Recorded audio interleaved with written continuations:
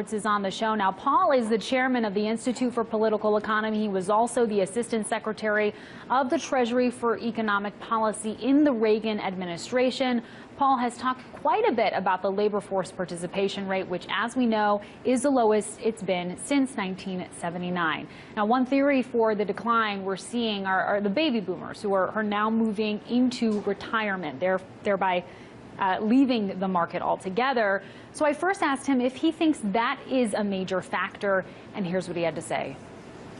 You can go to the data and it will show you the employment of people in the different age classifications. For example, in the prime age classification, something like 24 to 54, they haven't got any jobs. All of the gain in jobs is in the age 55 and up. And it's these so-called baby boomer retirees who are in the workforce. And why are they in the workforce? Because for 6 or 7 years, they've had no interest whatsoever on their savings, because the Federal Reserve is focused on saving the balance sheets of 4 or 5 banks. And so they've got no income to support their Social Security payments or any other retirement. So they take these part-time jobs that pay no benefits, that's impossible to form a household on the basis of, in order to flush out their Social Security and any other kinds of pensions they might have.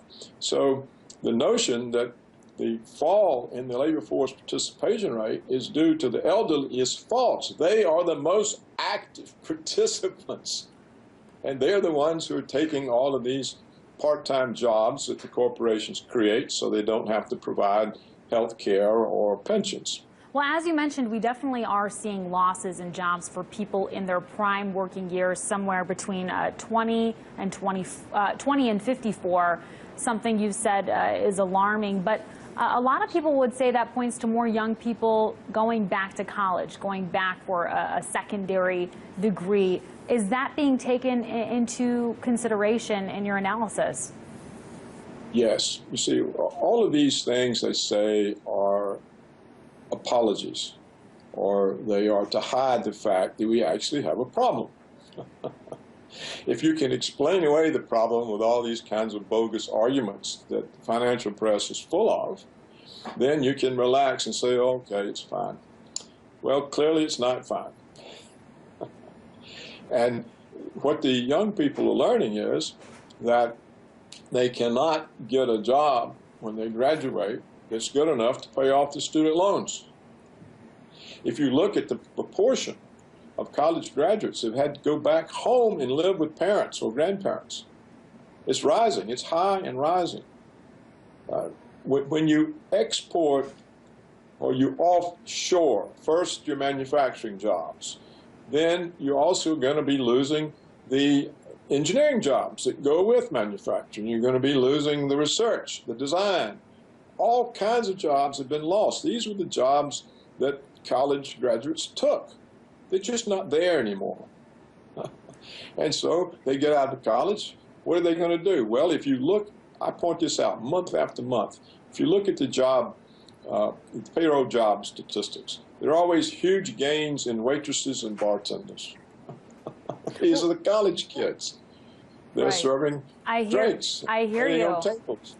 You know, I did notice that all of this is giving you kind of bearish outlook on the economy, and you actually said this is not an economy that has a future, quote. However, a lot of economists, of course, would argue that although the growth hasn't been drastic, it has been growing at a pretty steady pace. Gross domestic product is expanding. Tax receipts are increasing so much that the deficit is a third of what it used to be. Do you think it's fair to underestimate those positive indicators or other indicators out there telling us that the economy is moving along, although slowly it is moving along?